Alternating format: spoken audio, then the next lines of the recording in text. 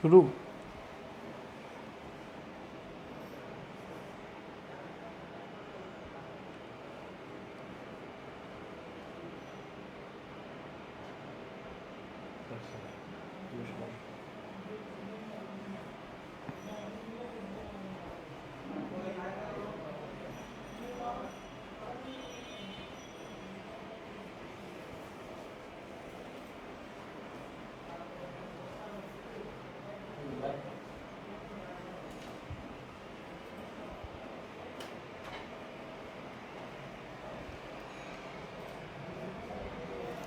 আসসালামু আলাইকুম, আবার হাজির নিয়ে আসলাম তোমাদের সামনে। কি ভাইয়া, টি-20, তাই না?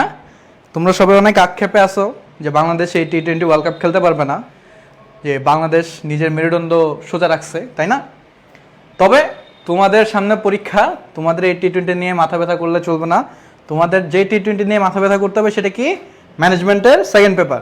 আসো শুরু করি। প্রথমেই টি-20 ম্যাথ হবে, ঠিক আছে? তো তোমরা যারা যারা আসো সবাই আর কি একটু কমেন্টে জানা দাও, তোমার ফ্রেন্ডদেরকে মেনশন করে দাও। ক্লাসটা খুবই ইম্পর্ট্যান্ট। কেন ইম্পর্ট্যান্ট আমি একটু বলে দিই শুরুতেই। এখানে যে কোয়েশ্চেনগুলো দেখতেছো না এমসিকিউ, এটা যে শুধুমাত্র তোমার বিভিন্ন বোর্ডে আসে সেটা না। তোমাদের যারা বিভিন্ন ভালো ভালো কলেজ রয়েছে, ফর এক্সাম্পল আমি যদি বলি Notre Dame college, Holy Cross, Dhaka college, দেন আমি যদি আরও বলি যে ধরো তোমার এই আদমজি, রাজু, ভিকারুননেসা। আচ্ছা, আমি যদি একটু ঢাকার বাইরের দিকে যাই, বিভিন্ন যে ক্যান্টনমেন্ট কলেজগুলো আছে বা হচ্ছে যে সদর কলেজগুলো আছে, ঠিক আছে, বরেন্দ্র কলেজ, এই টাইপের যে নাম করা কলেজগুলো রয়েছে সবগুলোতে আসছে। ইভেনচুয়ালি এই এমসিকিউ যেই 20টা আছে, এই 20টা এমসিকিউ তোমরা যখন অ্যাডমিশনে যাবা, কোথায় যাবো ভাই? অ্যাডমিশনে যাবা, তখন দেখবা কি অনেকবার যখন তোমরা সলভ করতে যাবা কোয়েশ্চেনগুলো, তখন দেখবা অনেকবার আসছে, অহরহ এই কোয়েশ্চেনগুলো আসছে এমসিকিউতে। তুমি এটা ঢাকা ইউনিভার্সিটি বলো, তুমি এটা জাহাঙ্গীরনগর ইউনিভার্সিটি বলো, তুমি এটা জগন্নাথ বলো, তুমি এটা খুলনা বলো, রাজশাহী বলো, এরপরে তুমি যেটাই বলো না কেন, হ্যাঁ, সবগুলোতেই এখান থেকে কোয়েশ্চেনগুলো হয়েছে এবং এই টাইপেরই কোয়েশ্চেনগুলো হয়েছে। সেই 20টা এমসিকিউ যেটা তোমাদের সামনে নিয়ে আসছি ভাইয়া, খুবই ইম্পর্টেন্ট, খুবই ইম্পর্টেন্ট, ঠিক আছে? এই অধ্যায় থেকে এমসিকিউ হলে এগুলোর এই টাইপগুলোর বাইরে এমসিকিউ হয় না। বুঝতে পারছি? আচ্ছা আসি। প্রথমেই কি বলছে, কোনটি ব্যবস্থাপনার নীতি নয়? ব্যবস্থাপনার নীতি সম্পর্কে আমাদের মোটামুটি সবারই ধারণা আছে, যেহেতু আমরা অলরেডি টেস্ট দিয়ে ফেলছি। তো তোমরা যারা এখনও এই সম্পর্কে কোনো আইডিয়া নাই, সেটা হচ্ছে ব্যবস্থাপনার নীতি হচ্ছে ইন টোটাল 14টা। কয়টা ভাইয়া? 14টা। এর মধ্যে এখানে কোন নীতিটা কোনো নীতি না, বা কোনটা, কোন অপশনটা নীতির মধ্যে পড়ে না। আমরা যদি একটু এ পাশ থেকে আসি তাহলে দেখব কর্ম বিভাজন নীতি। কর্ম বিভাজন নীতি সম্পর্কে কি আমরা জানি না ভাইয়া? যে কর্ম বিভাজন নীতি কি শুনছি? আমাকে একটু বলো তো, অ্যান্সার কি হবে?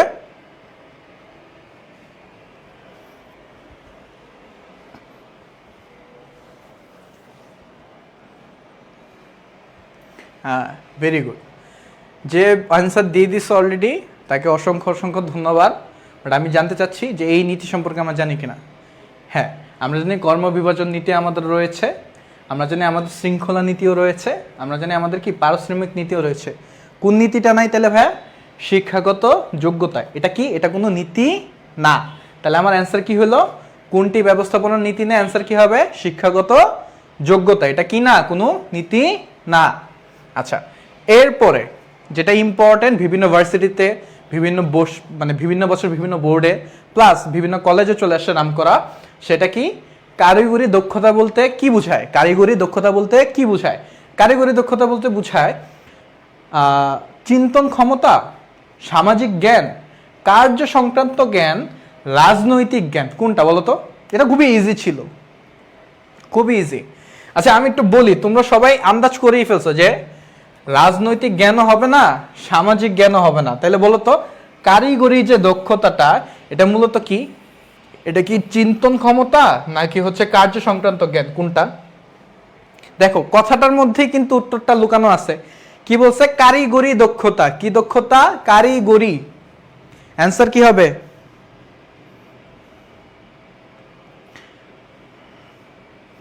Very good. Very good. আচ্ছা, যে ভাইয়া বলছো হচ্ছে চিন্তন ক্ষমতা, ভুল। চিন্তন ক্ষমতা হবে না, কার্য সংক্রান্ত জ্ঞান। ভাইয়া আমরা তো বলেই দিছি এটা কি, কোন ধরনের দক্ষতা? কারিগরি দক্ষতা। কারিগরি দক্ষতা মূলত কাদের থাকে বলো তো? কারিগরি দক্ষতা মূলত থাকে যারা হচ্ছে আমার নিম্ন স্তরের ব্যবস্থাপক বা নিম্ন স্তরের যারা কর্মী তাদের। ওনারা কি কোনো ডিসিশন, এই যে চিন্তন ক্ষমতা অর্থাৎ ডিসিশন মেকিং নিয়ে কোনো কাজ করে? হ্যাঁ, সিদ্ধান্ত রিলেটেড কোনো কাজ করে না। ওরা কি করে? ওরা শুধু কাজ সংক্রান্ত যে জ্ঞানগুলো আছে সেগুলো করে। তাহলে আমার দুয়ের অ্যান্সার কি হবে? আমার দুয়ের অ্যান্সার হবে গ। দুয়ের অ্যান্সার কি হবে? দুয়ের অ্যান্সার গ। ভাই একটু অসুস্থ, গলা হচ্ছে মানে বসে গেছে, প্লাস হচ্ছে ঠান্ডা ঠান্ডা লাগছে। এরপরে ভাই আসে তোমাদের জন্য যেন তোমরা একটা গোছানো প্রস্তুতি পাও, ঠিক আছে? তো ভাইয়ের জন্য দোয়া করো তোমরা সবাই। এখন 3 নাম্বারে চলে আসি। 3 নাম্বার কি বলছে? যে কৌশলগত দক্ষতা বলতে কি বুঝো? কৌশল, হ্যাঁ, এটা কি চিন্তার ক্ষমতা, নাকি কাজ সংক্রান্ত জ্ঞান, নাকি সামাজিক জ্ঞান, নাকি এটা অর্থনৈতিক জ্ঞান? বলো অ্যান্সার কি হবে? আচ্ছা, একজন বলছে অ্যান্সার হচ্ছে সি। আচ্ছা ভাই, অ্যান্সার সি না। অ্যান্সার সি না, কৌশলগত সামাজিক জ্ঞানের মধ্যে পড়ে না। আচ্ছা, কৌশলগত অর্থনৈতিকের মধ্যেও পড়ে না, ঠিক আছে? তাহলে কি কার্য সংক্রান্ত নাকি চিন্তা ক্ষমতা? এবার বলো তো কোনটা হবে? কৌশলগত দক্ষতা বলতে কোনটা বোঝায়?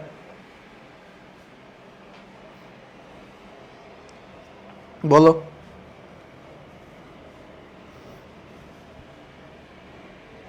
হ্যাঁ, ভেরি গুড। তাহলে 3 অ্যান্সার কি হলো? 3। যে 3 বলছো মানে 3 অ্যান্সার বলছো তার জন্য 1 বালতি ভালোবাসা, ঠিক আছে? আচ্ছা, 4 কি বলছে দেখো তো। জনাব মতিন প্রতিষ্ঠানের মানবীয় ও বস্তুগত সকল উপকরণ যার যেখানে থাকা উচিত তার সেখানে থাকা নিশ্চিত করতে চান। অর্থাৎ আমার একটা কোম্পানি আছে, বুঝছো, আমার প্রতিষ্ঠান আছে, আমার প্রতিষ্ঠানে যত প্রকার মানবীয় এবং বস্তুগত উপকরণ আছে, অর্থাৎ আমার যত প্রকার স্টাফ আছে, আমার যত প্রকার ক্রাইটেরিয়া বা হচ্ছে সম্পদ আছে, সেগুলোকে যেখানে যা থাকা উচিত তা আমি কি করতেছি? নিশ্চিত করতেছি সেগুলো যেন সেখানে থাকে। এই যে প্রয়াসটা, এটা কোন নীতির মধ্যে পড়ে বলো তো? জোড়ার মৈশিকল নীতি, নিয়মানুবর্তিতা নীতি, শৃঙ্খলার নীতি, নাকি নির্দেশনার ঐক্য নীতি? কোনটা? জোড়া মৈশিকল, নিয়মানুবর্তিতা, শৃঙ্খলার নীতি, নাকি নির্দেশনার ঐক্য নীতি? কোনটা হবে? ভাইয়ারা নীতিগুলা না একটু পড়বো, ঠিক আছে? খুব ভালো মতো পড়বো যেন এই যে এই টাইপের কোয়েশ্চেনগুলো আসলে আমরা চলজলটি বলতে পারি। ওয়ালাইকুম আসসালাম। এটা management second paper class. Rezwana Farzin Tithi, বলো 4 অ্যান্সার কি হবে? দেখো খুব সিম্পল, যে আমার যত প্রকার মানবীয় সম্পদ আছে, আমার যত প্রকার হচ্ছে অমানবীয় সম্পদ আছে, সবগুলা কি যেটা যে জায়গা থাকার কথা সেটা সেইভাবে ডিসিপ্লিন ভাবে আছে। আচ্ছা, অ্যান্সার তো আমি বলেই দিছি, তাহলে কি বলো, এবার বলো।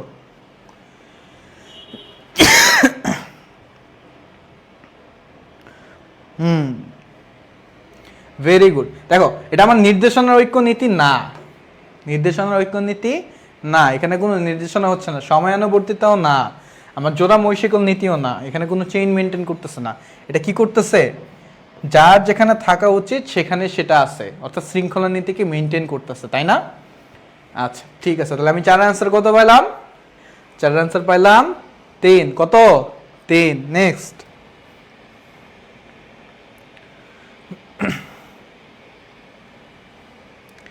পাঁচ নাম্বার কি বলছে? প্রতিষ্ঠানের উচ্চ পর্যায়ে সিদ্ধান্ত গ্রহণের ক্ষমতা কক্ষিগত করে রাখাকে কি বলে? প্রতিষ্ঠানের উচ্চ পর্যায়ে সিদ্ধান্ত গ্রহণের ক্ষমতা কক্ষিগত করে রাখাকে কি বলে? নির্দেশনার ঐক্য, আদেশের ঐক্য, বিকেন্দ্রীকরণ নাকি কেন্দ্রীকরণ? একটা প্রতিষ্ঠান, হ্যাঁ, একটা প্রতিষ্ঠান শুধুমাত্র উচ্চ পর্যায়ে সিদ্ধান্ত গ্রহণের ক্ষমতা রাখে। কোন পর্যায়ে? উচ্চ পর্যায়ে। আমরা তো পর্যায় 3টা জানছি না ভাইয়া, যে উচ্চ পর্যায়ে, মধ্য পর্যায়ে, নিম্ন পর্যায়ে। কারা ডিসিশন মেকিং নিচ্ছে, কারা নর্মালি কি করে, মধ্য পর্যায়ে কি করে, নিম্ন পর্যায়ে কি করে, একটা আইডিয়া আছে না? সেটাই, যে প্রতিষ্ঠানে যখন শুধুমাত্র উচ্চ পর্যায়ে তাদের কোম্পানির যত প্রকার সিদ্ধান্ত আছে সেটা তাদের আন্ডারে চলে যায়, তখন সেটা কি নীতি বা কি নির্দেশনার ঐক্য নীতি, আদেশের ঐক্য নীতি, বিকেন্দ্রীকরণ নাকি কেন্দ্রীকরণ? অ্যান্সার কি? অ্যান্সার কি হবে ভাই বলো? হ্যাঁ, ভেরি গুড। এটা হচ্ছে আমার নির্দেশনার ঐক্যও না, আমার আদেশের ঐক্যও না, আমার বিকেন্দ্রীকরণও না, আমার তাহলে অ্যান্সার কি? কেন্দ্রীকরণ। কেন্দ্রীকরণে মূলত কি হয়, যে আমার কোম্পানির প্রতিষ্ঠানের যত প্রকার ডিসিশন আছে শুধু হায়ার অথরিটি দিবে, এছাড়া আমি কাউকে এই পারমিশন নিচ্ছি না যে আমার কোনো একটা ডিসিশন নিবা, যে সাপোজ একটা প্ল্যান করবা, এটা কি করবে, সব কিছুই হায়ার অথরিটি করবে, মিডল অথরিটি করতে পারবে না, লোয়ার অথরিটিও করতে পারবে না, ঠিক আছে? আচ্ছা, আর যখন এটার উল্টাটাই কি, যখন তুমি তোমার মধ্যস্তরকেও কিছু চিন্তা করতে দিবা বা নিম্নস্তরকেও কি দিবা, কিছু কিছু সিদ্ধান্ত, সব তো অবশ্যই না, বাট যখন কিছু কিছু সিদ্ধান্ত তুমি কি করতে দিবা, ওই মধ্যস্তর বা নিম্নস্তরকেও দিবা, সেই সুযোগটা করে দিবা, তখন সেটা কি? বিকেন্দ্রীকরণ, তাই না? তা আসবে, সামনে আসবে। তাহলে কেন্দ্রীকরণ কি? শুধুমাত্র যখন হায়ার অথরিটির কাছে পাওয়ার থাকবে ডিসিশন মেকিং এর, তখন সেটা কি? কেন্দ্রীকরণ। সেটা কি?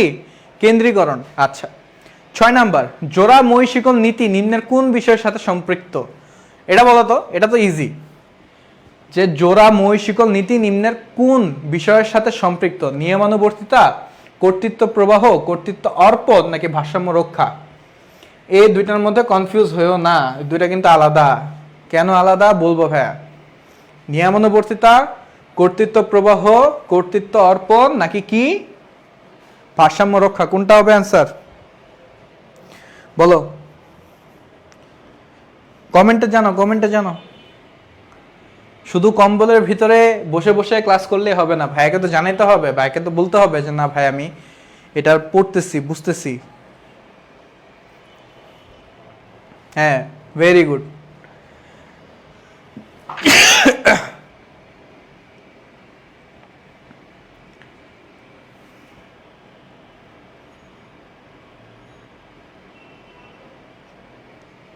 আচ্ছা, যারা একটু ভুল করতেছো যে কর্তৃত্ব অর্পণ আর কর্তৃত্ব প্রবাহের মধ্যে বলতেছো, কর্তৃত্ব অর্পণ মানে কাউকে একটা কি বলে চাপায় দেওয়া টাইপ, আর এটা প্রবাহ মানে একটা মেইনটেইন করে, ঠিক আছে, যে এরও আছে, এরও আছে, এরও আছে, ঠিক আছে, একটা ধারাবাহিক ওয়াইজ চলে আসে।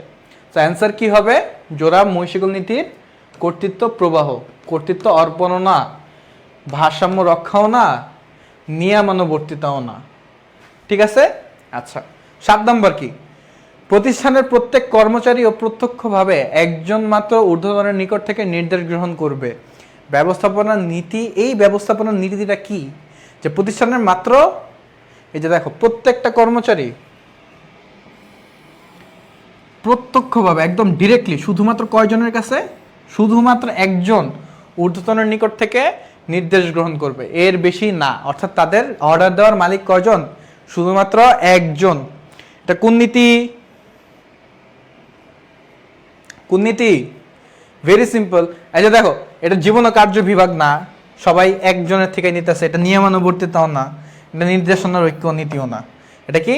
আদেশের ঐক্য নীতি। এটার অ্যান্সার কি? আদেশের ঐক্য নীতি। 7 অ্যান্সার গ। আচ্ছা, 8 নাম্বার, স্পিড দ্য কর্পস, এটা কোন ধরনের শব্দ? এটা কি ল্যাটিন শব্দ, এটা কি গ্রিক শব্দ, এটা কি রোমান শব্দ নাকি এটা ফরাসি শব্দ? কি, কোন শব্দ? এটা একটা অর্থ আছে, অর্থটা ভাইয়া দিছি সম্ভবত এমসিকিউতে, নাকি দিনে মনে নাই, বলে দিই। দলীয়গত কাজ।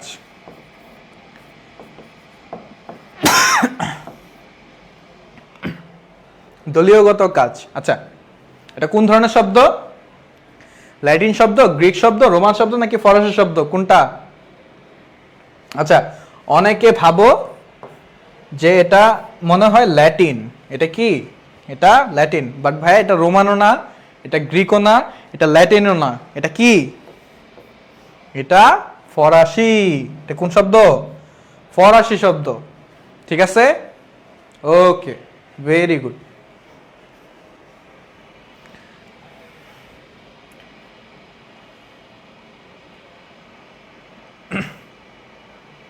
এরপর 9 নাম্বার কি বলছে? ব্যবস্থাপনার মূল নীতিগুলো বা মৌল নীতিগুলো প্রবক্তা হলেন কে? প্রবক্তা হলেন কে? আচ্ছা, প্রবক্তা হচ্ছেন পিএফ ড্রেকর, হেনরি ফেওল, এফডব্লিউ টেইলর নাকি অ্যাডাম স্মিথ?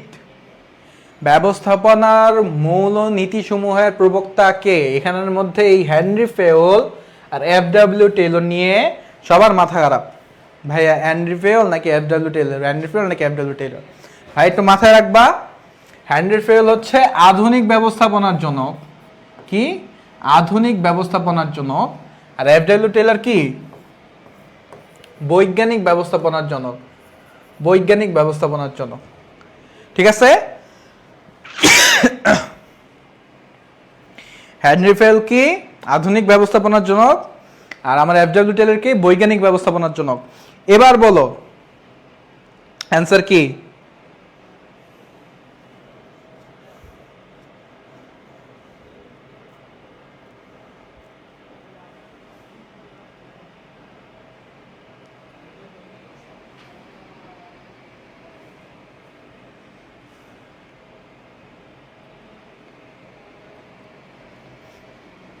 এই তো যারা যারা বলছো এফডব্লিউ টেইলর তাদেরকে চুনা। তাদেরকে কি? চুনা। দেখো আমি তো শুরুতে বুঝতে পারছি, অপশন দেখেছি, পিএফ ড্রেকরও না, অ্যাডাম স্মিথও না। অ্যাডাম স্মিথ কেন না? অত্যন্ত যে অর্থনীতির জনক। আবার একটা তথ্য দিছে, এটা সামনে আসবে। তিনি কি লিখছে? ওয়েলথ অফ নেশন বুকটা লিখছে। কি? Wealth of nation. Wealth of nation, sorry. হ্যাঁ, তো এটা তো না, মানে হেনরি ফেওল আর হচ্ছে এফডব্লিউ টেইলর। এফডব্লিউ টেইলর যেহেতু বৈজ্ঞানিক ব্যবস্থাপনার জনক, তাহলে আমাদের যে প্রবক্তা নীতিগুলো সেটাকে আধুনিক ব্যবস্থাপনার জনক ছিল না, সেটাকে হেনরি ফেওল। তাহলে অ্যান্সার কি হবে? হেনরি ফেওল। 10, একজন ব্যবস্থাপকের ব্যবস্থাপনা নীতিগুলো ব্যবহার করা উচিত কেন? একটু বলে নিই। ভাইয়া হচ্ছে এখানে যে এমসিকিউগুলো দেখতেছো, এই এমসিকিউগুলো কোথা থেকে নেওয়া হয়েছে? ওই যে বললাম তোমাদের বিভিন্ন বোর্ডের মধ্যে আসছে, বিভিন্ন ভার্সিটিতে অ্যাডমিশনে আসছে, বিভিন্ন কলেজগুলোতে আসছে সেগুলা। এখন আমি যে শুধুমাত্র তোমাদেরকে এমসিকিউ করাচ্ছি, অ্যান্ড এটার পিছনে কারণটা কি? কারণ তোমরা যেন একটা আইডিয়া পাও তোমাদের গ্রাউন্ডটা কোথায় আছে, তোমরা এমসিকিউ অ্যান্সারগুলো কি ঠিক দিতে পারতেছো কিনা। ঠিক আছে? তোমরা যদি দেখো যে এখানে যে 20টা এমসিকিউ আছে, 20টার মধ্যে তুমি 20টাই অ্যান্সার একদম কারেক্টলি দিতে পারতেছো, তাহলে তুমি মনে করবা যে তোমার এই অধ্যায়ের প্রিপারেশন মোটামুটি 90% শিওর হয়ে গেছে, তুমি সব কিছু জানো। ঠিক আছে? এখানে যে কগুলা ভাইয়া আনছি, এখানে যে খগুলা ভাইয়া দিছি, যেখানে এমসিকিউগুলো যেগুলো আছে এগুলো যদি পারি মোটামুটি এই অধ্যায় থেকে, তাহলে আমাকে আটকাইতে পারবে না কেউ। ঠিক আছে?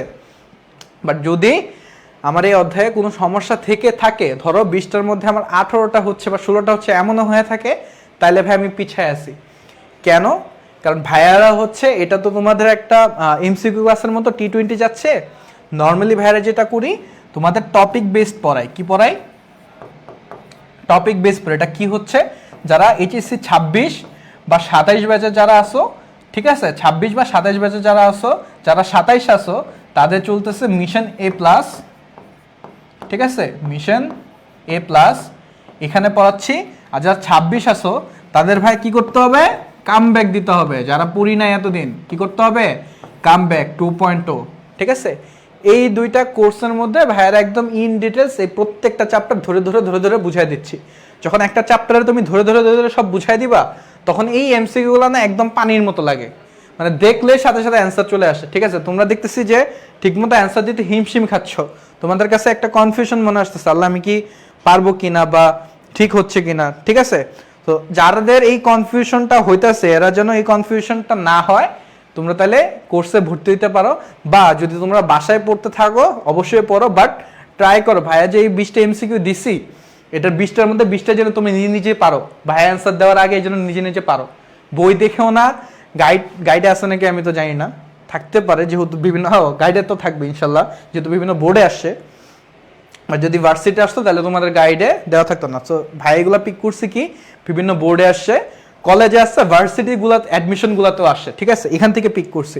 তো তুমি চিন্তা করতে পারতেছো, যেখানে Dhaka university, Jahangirnagar university, Rajshahi university, তারপর হচ্ছে তোমার খুলনা ইউনিভার্সিটি, বড় বড় ইউনিভার্সিটি যে টপিকগুলো থেকে কোয়েশ্চেন করে, এদের কোয়েশ্চেন যদি ঠিক হুবহু এটাই ভাইয়া, ভাইয়া যেটা দিছে একদম হুবহু এটাই, ঠিক আছে? বিগত বছর প্রশ্ন থেকে ভাইয়া এগুলো নিয়ে আসছি অ্যানালাইসিস করে। তো তুমি চিন্তা করো, তুমি যদি এগুলো পারতেছো, যদি পেরে থাকো, তাহলে কি তুমি অ্যাডমিশন স্টেপ মানে অ্যাডমিশনও কি আসো, এক ধাপ আগে আসো, তাই না? আমাদের যারা এই ব্যাচের স্টুডেন্টগুলো আছে তারা সবাই জানে আমরা আমাদের স্টুডেন্টকে এভাবেই প্রস্তুত করতেছি যেন তারা ভবিষ্যতে অ্যাডমিশনও কি করতে পারে ভালো মতো, একদম স্ট্রংলি এদের বেসটা একদম ক্লিয়ার থাকে, যেন অ্যাডমিশন একদম ফাটাই দিতে পারে। কারণ অ্যাডমিশনের পড়া কিন্তু তোমার এইচএসসি থেকেও বেশি। এইচএসসিতে তুমি কি শিখতেছো? বেসিকগুলো শিখতেছো, বেসিকের উপর বেস করে তোমার এমসিকিউ হচ্ছে অপশন দিয়ে, যেখানে আবার কোনো নেগেটিভ মার্কিংও নাই, ঠিক আছে? ভার্সিটি অ্যাডমিশন কোনো নেগেটিভ মার্কিং আছে, এখানে কি নাই? নেগেটিভ মার্কিংও নাই। তো তুমি যখন এইচএসসি লেভেল থেকে অ্যাডমিশনে যাচ্ছ, নেগেটিভ মার্কিং পাচ্ছ, এখন যেমন আন্দাজে একটা দাগাই দিচ্ছ, ওখানে চাইলে কিন্তু আন্দাজে দাগাইতে পারবে না, তাই না? তো তোমাদের যেন বেসিক ঠিক থাকে ভাই, এই জন্য ভাইয়ারা কি করছে, এইচএসসিতে আমরা আমাদের স্টুডেন্টদের একদম কোর থেকে ধরছি। না, আমার স্টুডেন্টকে আমি একদম কোর থেকে ধরবো যেন ও একদম ফুলফিল ভাবে basic to advance full clear হয়ে যায়। ওই চ্যাপ্টারে ওর এইচএসসি রিলেটেড যত পড়া আছে এটা যেন ওদের কোনো সমস্যা না থাকে। ইভেনচুয়ালি কিছু অ্যাডভান্স পড়াও যেগুলো থাকে অ্যাডমিনিস্ট্রেশনে, এগুলো আমরা কিছু দেখাই দিই এই ব্যাচগুলোতে, ঠিক আছে? তো তোমরা যারা যারা এনরোলমেন্ট করতে চাও তারা সবাই এই যে আই এডুকেশনের পেজে ভর্তি হতে পারো, বা এই নাম্বারে কল দিতে পারো 09617200500, বা ভিজিট করতে পারো আই এডুকেশনের অফিসিয়াল ওয়েবসাইটে, ঠিক আছে? আচ্ছা, এবার আসি যেখানে ছিলাম।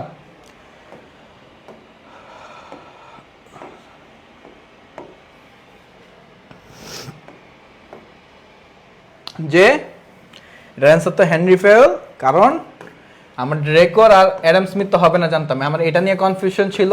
কিন্তু আমি কি বলছি, ইনি হচ্ছে বৈজ্ঞানিক ব্যবস্থাপনার জনক, আর ইনি হচ্ছে কে? আধুনিক ব্যবস্থাপনার জনক, ঠিক আছে? সো হেনরি ফেল ছিল অ্যান্সার। আচ্ছা, এরপরে 10 নম্বর কি ছিল? একজন ব্যবস্থাপকের ব্যবস্থাপনা নীতিগুলো ব্যবহার করা উচিত কেন? একজন ব্যবস্থাপকের ব্যবস্থাপনা নীতিগুলো ব্যবহার করা উচিত কেন? এটা কি একটা গাইডেন্স হিসেবে কাজ করে? এটা কি একটা বিধি হিসেবে কাজ করে? এটা কি দুইটাই, এ ও বি দুইটাই হিসেবে কাজ করতেছে?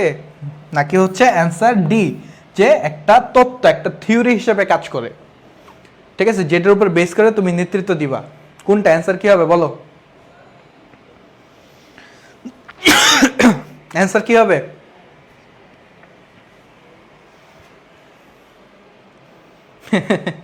এই যে দেখো, তোমরা অনেকেই হচ্ছে ক অ্যান্সার করতেছো, তোমরা অনেকেই হচ্ছে খ অ্যান্সার করতেছো। যারা হচ্ছে ক জানো, খ জানো না, খ জানো ক জানো না, তোমাদের জন্য বলে অ্যান্সার গ। হ্যাঁ, এটা ঠিক, আমি বলতেছি না এটা ভুল, কিন্তু এটাও ঠিক, এটাও ঠিক। তাইলে আমার রাইট অ্যান্সার কি?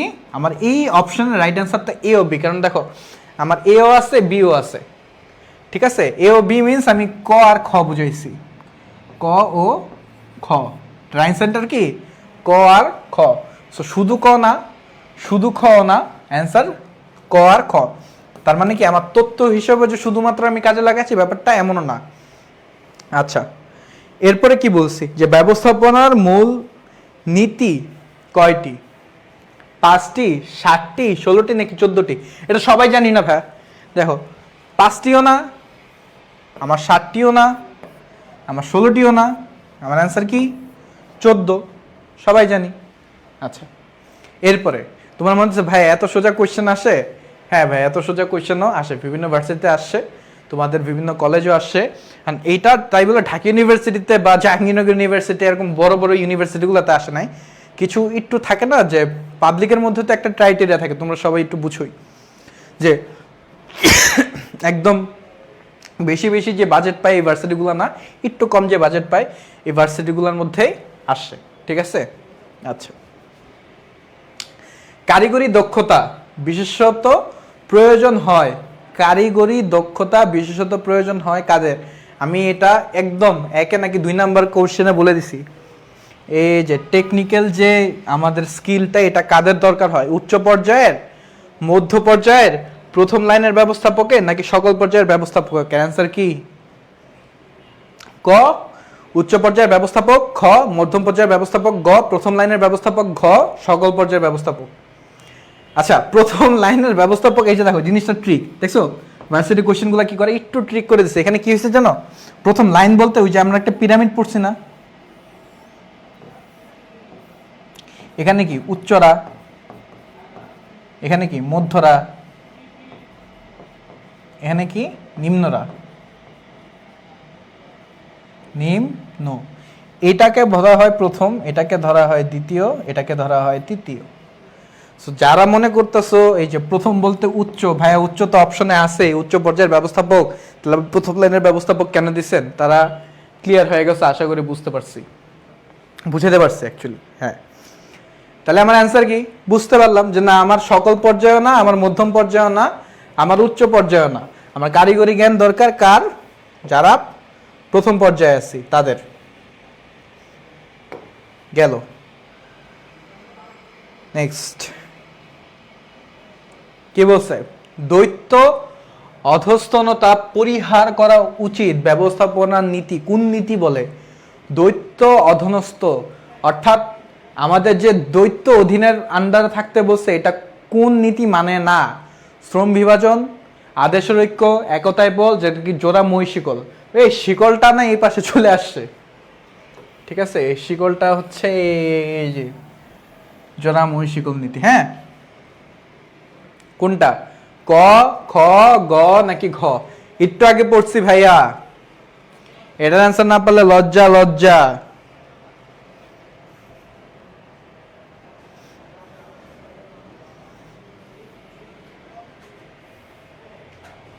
হ্যাঁ, ভেরি গুড, যারা বলছো আদেশের ঐক্য সাবাস।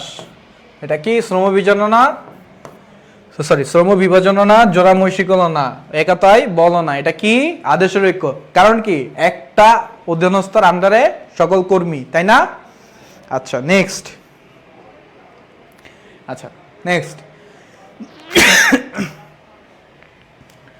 ডিভিশন অফ লেবার, এই ধারণাটা কে দিছে? Adam Smith, Henri Fayol, Robert Owen, F W. Taylor. বলো এটার অ্যান্সার কি বলো।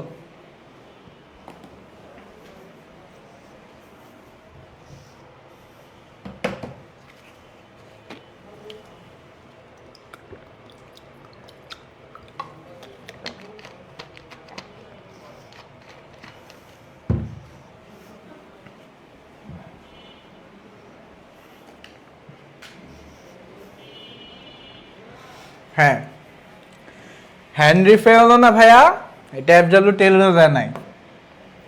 অনেকের মধ্যে কোশ্চেন হচ্ছে Robert when R Adam Smith, answer হচ্ছে ভাইয়া ক, অ্যাডাম স্মিথ দিছে। ডিভিশন অফ লেবার এই থিওরিটা কে দিছে বা ধারণাটা কে দিছে? Adam Smith. আচ্ছা, পূর্ণ নাম্বার কি বলছে? প্রতিষ্ঠানের বিভিন্ন স্তরে সিদ্ধান্ত গ্রহণের ক্ষমতা অর্পণ করাকে কি বলে? এই যে একটু আগে বলছিলাম না, একটু আগে এমসিকিউটা কি ছিল, যে প্রতিষ্ঠানের সকল সিদ্ধান্ত উচ্চ পর্যায়ের অধীনে, এটা কোন ধরনের ছিল? কেন্দ্রীকরণ। তাহলে কি এটা কি সকল স্তর নাকি বিভিন্ন স্তর? বিভিন্ন স্তর। তাহলে কি কেন্দ্রীকরণ হবে? না। কর্মবিভাজন হবে? না। এটা কি দায়িত্ব অর্পণ হবে? না। এটা কি হবে? বিকেন্দ্রীকরণ। ভাই বলছি বিকেন্দ্রীকরণ। এরপর 16, পূর্ণ অ্যান্সার কি পাইলাম? গ। আচ্ছা 16তে কি বলছে? 16তে বলছে কোন পর্যায়ে ব্যবস্থাপনার জন্য কারিগরি দক্ষতা প্রয়োজন, টেকনিক্যাল স্কিল দরকার কোন ব্যবস্থাপনায়? নিম্ন, মধ্যম, উচ্চ, সকল। নিম্ন, মধ্যম, উচ্চ, সকল। বারবার বলে আসতেছি, দেখো উচ্চ পর্যায়ে কি করে? সিদ্ধান্ত নিচ্ছে। মধ্য পর্যায়ে কি করে? নিম্ন পর্যায়। আর উচ্চ পর্যায়ের মধ্যে সেতু, ব্রিজ হিসেবে কাজ করে। কি হিসেবে কাজ করে? ব্রিজ হিসেবে। এই নিম্নটা কি করে? কারিগরি দক্ষতা। এদের কি আছে? কারিগরি দক্ষতা আছে, এরা কাজ করে যেভাবে আমাদের বসরা বলতেছে সেভাবে কাজ করে। মধ্য দেখে যে যেভাবে বসরা বলছে সেভাবে নিম্নরা কাজ করতেছে কিনা, এটা রিপোর্ট কাদেরকে দেয়? উচ্চ পর্যায়ের কাছে দেয়, এবং উচ্চ পর্যায়ের সাথে কাদের কাছে পৌঁছায়? নিম্নের কাছে পৌঁছায়। ওকে, ভেরি গুড।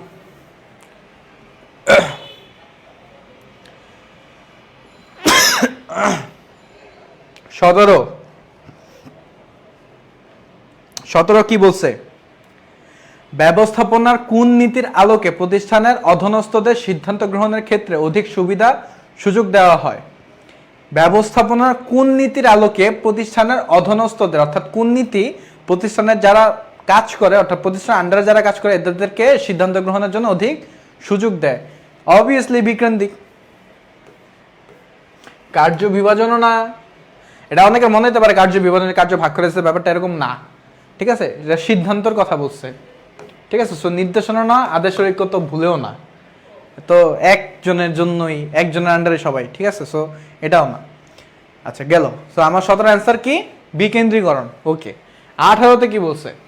স্কেলার চেইন বলতে কি বোঝায়? চেইন অফ সুপিরিয়র্স, বড়দের মানে আমার যারা সুপিরিয়র আছে তাদের চেইন, নাকি আমার যে বস আছে চেইন অফ বসেস, নাকি চেইন অফ ইনফেরিয়র্স, নাকি চেইন অফ সাবঅর্ডিনেটস? কোনটা? স্কেলার চেইন মানে কি? স্কেলার চেইন মানে হচ্ছে এই যে দেখো, এই সুপিরিয়র বা বস মোটামুটি কাছাকাছি, ঠিক আছে? এরাও না, আমার যে ইনফিরিয়র সেটাও না, আমার মধ্যে কি সাবঅর্ডিনেট, অর্থাৎ আমাদের মধ্যে যে অর্ডিনেশনটা, কোঅর্ডিনেশন বলো বা সাবঅর্ডিনেশন বলো, সেটা আছে কিনা, সংযোগটা আছে কিনা, ঠিক আছে? এটাকে বোঝায় স্কেলার চেইন, ঠিক আছে? ওকে। এরপর হচ্ছে ফরাসি এই যে স্পিরিট দ্য কর্পস শব্দটির অর্থ কি? ভারসাম্য, আদর্শের ঐক্য, নমনীয়তা, দলগত প্রচেষ্টা। অ্যান্সার তো বলে দিয়েছি শুরুতে, কি এই যে দলগত প্রচেষ্টা। নমনীয়তা না, নমনীয়তা কি? ফ্লেক্সিবিলিটি, অর্থাৎ যে কোনো সময় যে কোনো জায়গায় যেভাবে দরকার সেভাবে নিজেকে খাপ খাইয়ে নেওয়া। ব্যাপারটা কি এরকম না? আদর্শের ঐক্য নিতেও আমরা চিনি, ভারসাম্য চিনি। ওকে। 20, ব্যবস্থাপনার নীতি অনুযায়ী সিদ্ধান্ত গ্রহণে কর্মীদের ভূমিকা হ্রাসকরণ বলা হয়। ব্যবস্থাপনার নীতি অনুযায়ী সিদ্ধান্ত গ্রহণে কর্মীদের ভূমিকা হ্রাসকরণকে বলা হয় কি? শৃঙ্খলা, বিকেন্দ্রীকরণ, কেন্দ্রীকরণ, নাকি নিয়ন্ত্রণ? 20 এর অ্যান্সার কি হবে বলো? যখন ওই যে সেম সিদ্ধান্ত যখন গ্রহণের মধ্যে আমার কি করছে? হ্রাস করে দিছে, অর্থাৎ কর্মীরা পারবে না, শুধুমাত্র একটা নির্দিষ্ট অর্থাৎ উচ্চ পর্যায়ে পারবে, সেটা কি?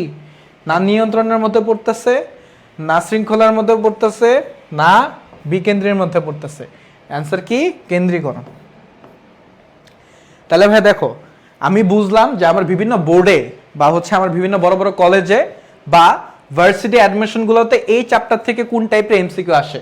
এগুলো প্রত্যেকটা কোনো না কোনো ভার্সিটিতে আসছে, এগুলো প্রত্যেকটা কোনো না কোনো বোর্ডে আসছে, এগুলো প্রত্যেকটা কোনো না কোনো কলেজে আসছেই। তুমি যদি ঘিরে দেখো জানতে পারবা যে ভাইয়া সত্যি বলতেছি নাকি মিথ্যা, ঠিক আছে? সবগুলো তো পিডিএফ আকারে দিবই।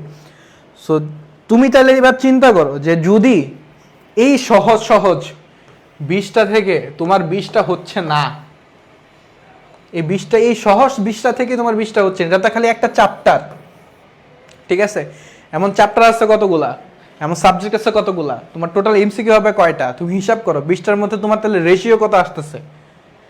তোমার 20টাতে 20টাই হইতে হবে অ্যাটলিস্ট এই চ্যাপ্টারের ক্ষেত্রে। কারণ কি জানো ভাইয়া, কিছু কিছু চ্যাপ্টার আছে কঠিন, ওখানে তুমি যতই চেষ্টা করো 20টার মধ্যে 18টা বা হ্যাঁ 20টার 20টা হয়, বাট ম্যাক্সিমামের কথা বলতেছে অন অ্যাভারেজে 18টা বা 19টা হয়, ঠিক আছে? তো তুমি যদি এটা সহজ চ্যাপ্টার, এটাতে অন অ্যাভারেজে 20টার মধ্যে 20টা হওয়ার কথা, অন অ্যাভারেজে 20টার মধ্যে 20টা হওয়ার কথা।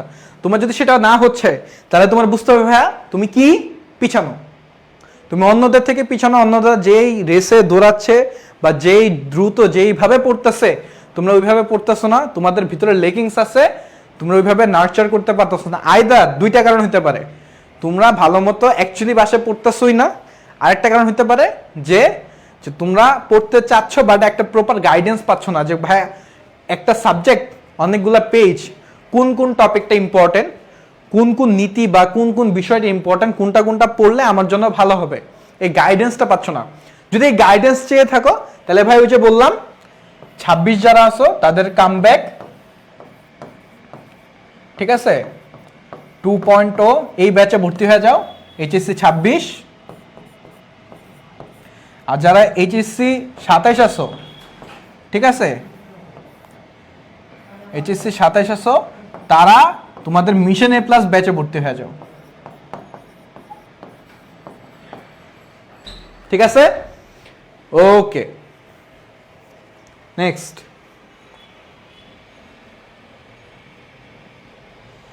নীতি কি? নীতি কি? এতক্ষণ তো অনেক নীতি নীতি করলেন ভাইয়া, নীতি জিনিসটা কি আসলে? তোমাদেরকে একটু বলে রাখি, ভাইয়া এখানে যে কগুলা নিছি, হ্যাঁ, বেছে বেছে 20টা ক নিছি। এই 20টা ক খ এর সমতুল্য এই অধ্যায়ের ক্ষেত্রে। কেন ভাই? এই সেম ক এর যেগুলা কোয়েশ্চেন, এই ক এর কোয়েশ্চেন গুলাই খতেও আসছে। কি আকারে আসছে? ক আকারেও আসছে, খ আকারেও আসছে। কোথায় আসছে? বিভিন্ন বোর্ডে, বিভিন্ন নাম করা কলেজে। ঠিক আছে, তো মোটামুটি এই 20টা ক যদি তোমরা পড়ো, তোমাদের এই চ্যাপ্টার থেকে আশা করি আনকমন আসার প্রবাবিলিটি, মানে তুমি যে আনকমন পাবা, কমন আসবে না, কমন আসার চান্স হচ্ছে 99.99%। ওই 0.01% কেন রাখতেছি ভাইয়া জানো? কিছু কিছু কলেজ থাকে একটু ঘাটতেরা টাইপ। এটা এখন আমি কি বলতেছি, আমি তো যেহেতু এখানে শুধুমাত্র যে Dhaka college, Notre Dame, Holy Cross এই টাইপের কলেজের স্টুডেন্টরা পড়ে না, বিভিন্ন দূর দূর দূরান্তের স্টুডেন্টরাও পড়ে, তাই না? তো কলেজের মধ্যে কিছু স্যার বা ম্যাডামরা থাকে, তারা ইচ্ছা করে যেন পরীক্ষার খাতায় কি করতে পারে না, পরীক্ষা ভালো রেজাল্ট না করে, তারা এরকম কিছু উদ্ভট কোশ্চেন দিয়ে দিবে কতে বা খতে। ঠিক আছে, তো এই কোশ্চেনটা কেন দেয়? যেন তোমরা পরবর্তীতে রেজাল্ট খারাপ হলে তাদের কাছে গিয়ে পড়ো। বাট বিশ্বাস করো ভাইয়া, লাভ নাই। না, লাভ কোন অর্থে নাই? কারণ বোর্ডে যখন তুমি পরীক্ষা দিতে যাবা, তখন দেখবা ইনশাল্লাহ এই যে 20টা, এটা থেকে কমন পাচ্ছ। বুঝতে পারছি? তো তোমরা যেটা চিন্তা করতেছো যে না ভাইয়া আমরা তো এটারও বাইরে কোশ্চেন পাইছি, তাইলে তো ভাই আপনার সাথে কথার সাথে মিললো না, বাট আসলে ব্যাপারটা এরকম না। তুমি যখন বোর্ডে পরীক্ষা দিবা, এইচএসসিতে বোর্ড এক্সামে যখন যাবা, তুমি যেই বোর্ডের হো না কেন, তুমি দিনাজপুর বোর্ড হো, রাজশাহী বোর্ড হো, তুমি যশোর বোর্ড হো, তুমি ঢাকা বোর্ড হো, ময়মনসিংহ হো, কুমিল্লা হো, বরিশাল হো, যেই বোর্ডই হো না কেন, তোমার ইনশাল্লাহ এই চ্যাপ্টার থেকে যদি কোশ্চেন আসে, এই যে ব্যয় 20টা দিছি ক খ, খ অ্যাকচুয়ালি একটু বেশি আছে ক এর থেকে। মানে কেন বেশি, কোন অর্থে বেশি? কত তো 20টা দিছি, এই সেম কয়েট গুলা খতেও আছে। অর্থাৎ ধরো আমি তোমাকে যদি বলি যে ব্যবস্থাপনা কি, এটা হচ্ছে ক হিসাবে দিছি না, এই সেম খতে কি আসে? ব্যবস্থাপনা কি, বুঝিয়ে লিখো, বুঝিয়ে লিখো। বা এই কি দিয়ে এভাবে একটা টান দিবে, দিয়ে বলবে ব্যাখ্যা করো। কি করো? ব্যাখ্যা করো। ঠিক আছে, সো বেসিকটা বুঝলেই কিন্তু ভাইয়া হয়ে যাচ্ছে, তাই না? আচ্ছা, তো আমরা আসি, শুরু করি। তো যেটা বললাম, এই যে একটা গাইডেন্সের কথা বললাম, যে তোমরা প্রপার যদি গাইডেন্স পেতে চাও চলে আসো, কোনো সমস্যা নেই। ভাইয়ার একদম প্রস্তুত আছে তোমাদেরকে অ্যাকচুয়ালি A+, শুধুমাত্র যে A+ এইচএসসিতে তা না, আমরা চাই তোমরা যদি এইচএসসিতেও ভালো রেজাল্ট করো, ইভেনচুয়ালি একটা ভালো পজিশনে যেতে পারো।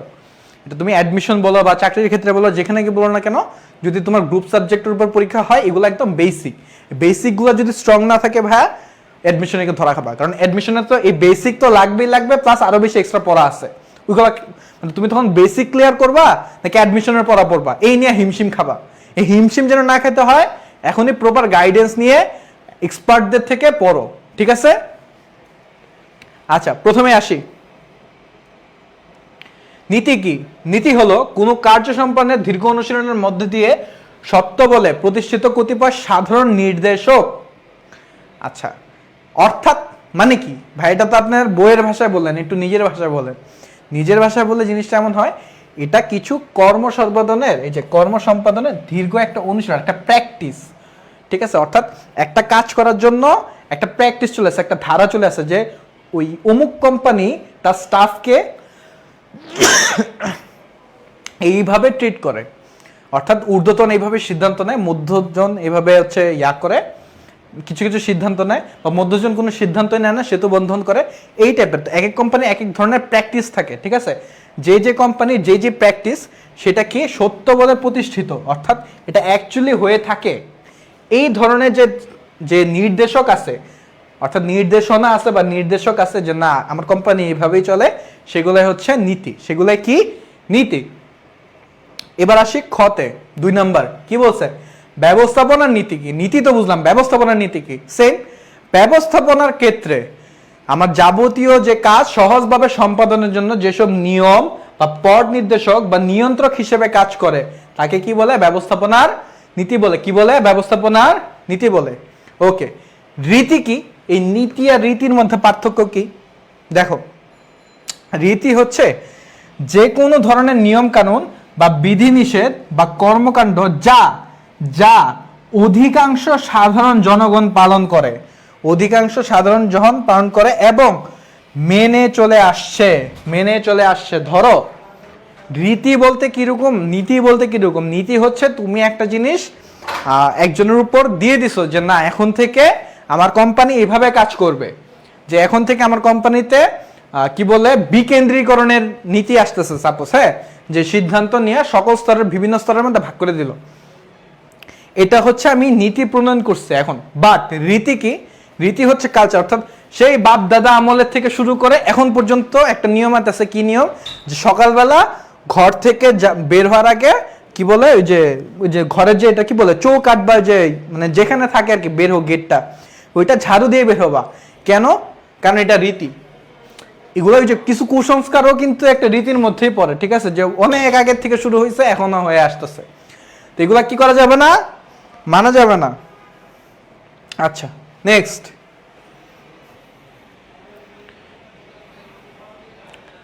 কি বলছে যে দ্বৈত অধীনতা কি?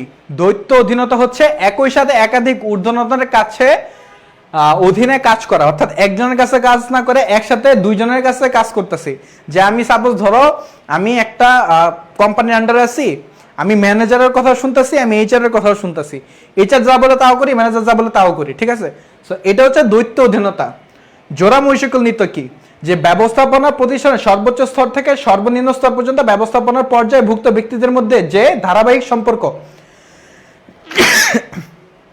চেইন অফ কমান্ড বুঝি না আমরা।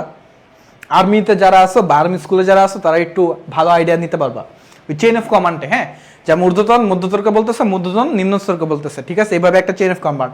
এভাবে হয় না যে নিম্নতর ডিরেক্ট গিয়ে ঊর্ধ্বতনে গিয়ে জবাব দিচ্ছে, এভাবে ওরকম হয় না, ঠিক আছে। সো এটা যখন মেনটেন করা হয়, এটা কোন নীতির আন্ডারে?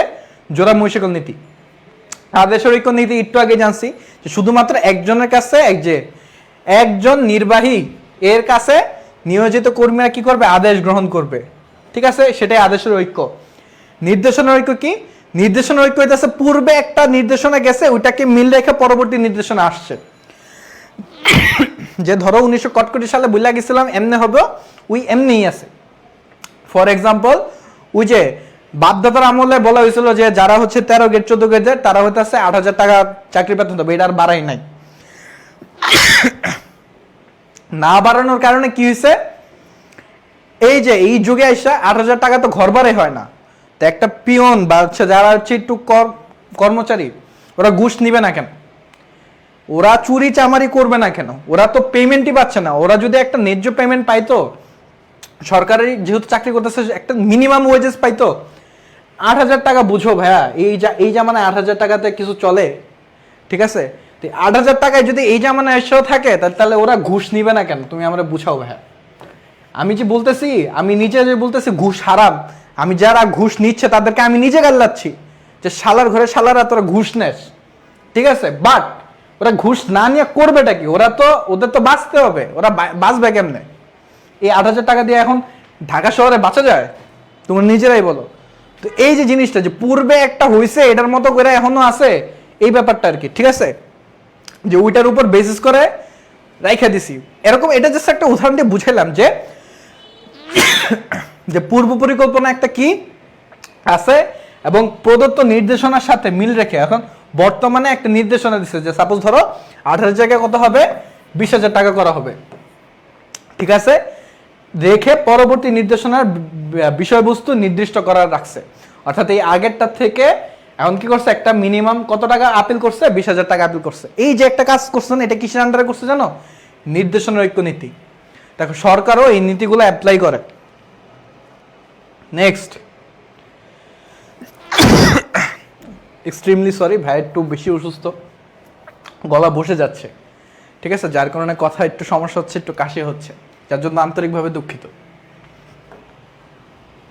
আচ্ছা, এরপরে কি বলছে যে সাম্যের নীতি কি? সাম্যের নীতি কি? অধস্তনদের সবার প্রতি সমান আচরণ। কেউ আমার ফেভারিট না, কেউ আমার মানে স্বজন প্রীতি না, ঠিক আছে। এটা যখন করব না, ওইটাই ব্যবস্থাপনা। সাম্যের নীতি। শৃঙ্খলার নীতি কি? যে যোগ্য, যার যেখানে থাকার কথা সে ওইখানেই আছে। এটা যখন মেনটেন করা হবে তখন সেটা সিনক্রোনিটি। এই যে একটু আগে এমসিকিউতে পড়ছি, এই প্রত্যেকগুলাই এখানে যে কগুলো দেখাচ্ছি প্রত্যেকটা কি আছে, খতেও ইনক্লুডেড। বলতে কি বুঝবো ব্যাখ্যা করে এমন করে আছে, ঠিক আছে। আচ্ছা, এরপর কি বলছে, কার্য বিভাজনের নীতি। প্রতিষ্ঠানের সমুদায় কাজকে কাজের প্রকৃতি অনুসারে বিভিন্ন ভাগে ভাগ করে বিভিন্ন বিশেষজ্ঞের উপর কার্য অর্জন করাকেই কার্য বিভাজনের নীতি বলা হয়। এখন ধরো একটা স্টুডেন্ট, ও হচ্ছে ভুয়েটে পড়ে, ঠিক আছে। ওকে যদি এখন আমি কমার্সের ক্লাস দিয়ে দিই, ও তো ভালো স্টুডেন্ট, নিঃসন্দেহে একটা ভালো স্টুডেন্ট, বাট ওকে যদি আমি কমার্সের ক্লাস দিই, ও কি ভালো ক্লাস নিতে পারবে? পারবে না। এই যে বিষয়টা, যে যোগ্য, যেখানে যার ধরা উচিত স্পেশালিস্ট, তাকে দিচ্ছে, সেটা হচ্ছে কার্য বিভাজনের নীতি। কেন্দ্রীকরণ কি? যখন ওই যে সিদ্ধান্তের ক্ষমতা কার কাছে, একজনের কাছে কুকিগত থাকবে, ঠিক আছে, মানে বা উচ্চ স্তরের কাছে কুকিগত থাকবে, সেটা কেন্দ্রীকরণ। বিকেন্দ্রীকরণ কি? যখন বিভিন্ন স্তরের কাছে যাবে, এই যে প্রতিষ্ঠানের সিদ্ধান্ত বিভিন্ন স্তরের মধ্যে পার্থক্য হবে। এরপরে নেক্সট আমার আন্তঃব্যক্তি কি? আন্তঃব্যক্তি দক্ষতা হচ্ছে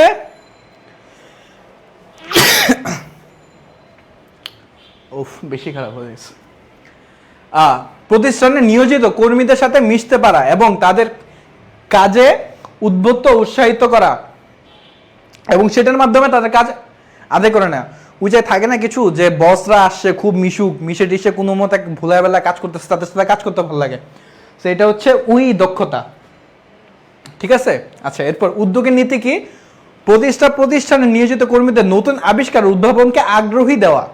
যে সাপোজ ধরো মনে করেন আমার একটা কর্মী একটা আইডিয়া দিল যে স্যার আপনার প্যাকেজিংটা খাকি কালার না করে একটু রেড করেন, তাহলে কি হবে, বাচ্চাদের চোখে পড়বে, চিকচিক করবে, লাল কালারটা অনেক বাচ্চাদের পছন্দ, ওরা বেশি এই চিপসটা নিবে। এই যে একটা আইডিয়া দিল, ওইটাকে আমি অ্যাপ্রিসিয়েট করতেছি, ওটা হচ্ছে উদ্যোগ নীতির মধ্যে পড়ে। নমনীয়তা নীতি কি? ওই যে পরিবেশের সাথে সাথে খাপ খাইয়ে নেওয়া চলা। অর্থাৎ আমি একটা জিনিস জানি যে এই আমি ধরো মনে করো শীতকালেও বাঁচতে পারি, আমি ধরো গরমকালেও বাঁচতে পারি, ঠিক আছে। যার ঢাকায় মানুষ, ওরা তো মানে বায়ু দূষণ, পানি দূষণ এর মধ্যে দিয়ে বড় হয়েছে, ওরা যদি এখন ভালো জায়গাতে বাঁচতে পারে, ওরা খারাপ জায়গাতে বাঁচতে পারে। এই হইতেছে এদের একটা দক্ষতা, যে নমনীয়তা। ঠিক সেরকম কোম্পানির মধ্যে যখন যে সিচুয়েশনে যাওয়ার দরকার, কোম্পানি যদি ওইভাবে শিফট করতে পারে, তাহলে সেটা নমনীয়তা নীতি।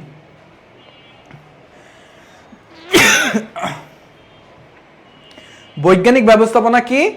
এই যে আমাদের FW যেটা দিছে, ব্যবস্থাপনার ক্ষেত্রে গতানুগতিক পরিহার করে একটা বিজ্ঞান বা পরীক্ষা নিরীক্ষা বিচার বিশ্লেষণের মাধ্যমে যখন সংঘবদ্ধ জ্ঞান অর্জন করা হয়, তখন সেটা বৈজ্ঞানিক ব্যবস্থাপনা।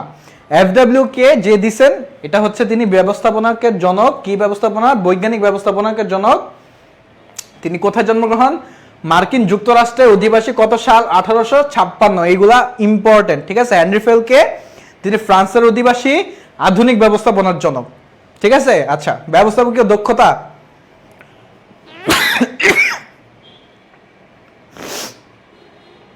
কম সময়, লিমিটেড রিসোর্স, লিমিটেড টাইমের মধ্যে কে বেশি যথাযথভাবে সকল কাজ আদায় করে নিতে পারবে, সেই যে ক্ষমতাটা, সেটা হচ্ছে ব্যবস্থাপকীয় দক্ষতা, ঠিক আছে। খুব সিম্পলি ভাই বুঝিয়ে দিচ্ছি।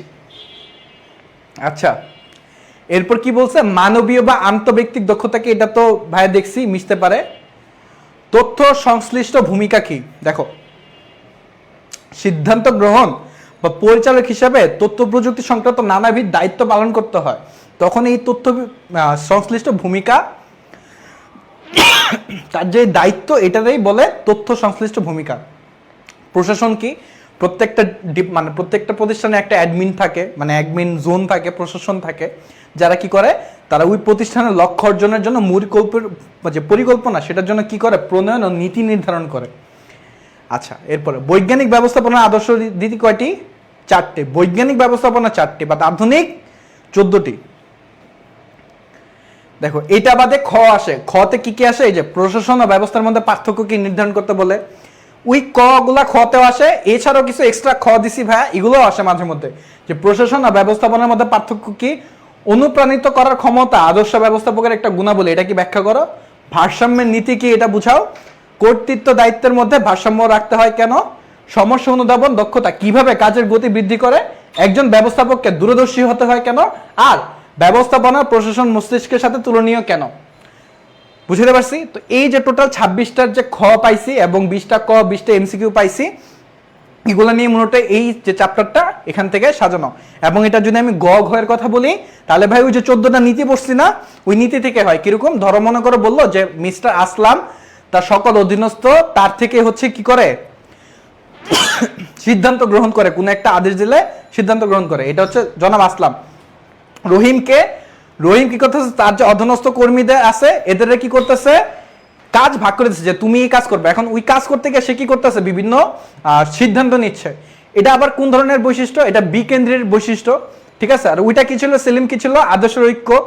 এইভাবেই জিনিসগুলো এইভাবে বুঝে। এই আদর্শের ঐক্য কেন্দ্রীকরণের মধ্যে একটু কনফিউজ লাগে যে ভাই ওইটা তো উচ্চ পর্যায়ে, এটা তো সেলিম। দেখো যখন শুধুমাত্র একজন তখন আদর্শের ঐক্য, বাট যদি উচ্চ পর্যায়ে কিছু জন আছে তখন সেটা কেন্দ্রীভূত। এই যে কিছু পার্থক্য আছে, ঠিক আছে, এই যে এগুলো পার্থক্যগুলো বুঝিয়ে দেওয়া, এগুলো কাদের কাজ, আমাদের কাজ। তো তোমরা কি করবে ভাইয়া, যারা গাইডেন্স পাচ্ছ প্রপার তারা তো আলহামদুলিল্লাহ, আমরা সবাই চাই যেন তোমরা যে যেখানেই পড়ো না কেন ভালো একটা রেজাল্ট করো।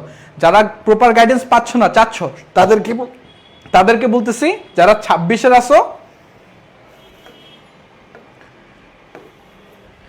যারা 26 তারা ভাই এই যে কামব্যাকের মধ্যে চলে আসো, তোমাদের কামব্যাকটা খুবই জরুরি। কামব্যাক 2.0 চলে আসো। আর যারা 27 তারা ভাই আমাদের সাথে মিশন এ প্লাসে যুক্ত হয়ে পড়ো, ঠিক আছে। আজকে তাহলে এই পর্যন্তই। আশা রাখি তোমরা সবাই সুস্থ থাকবা, ভালো থাকবা। আসসালামু আলাইকুম।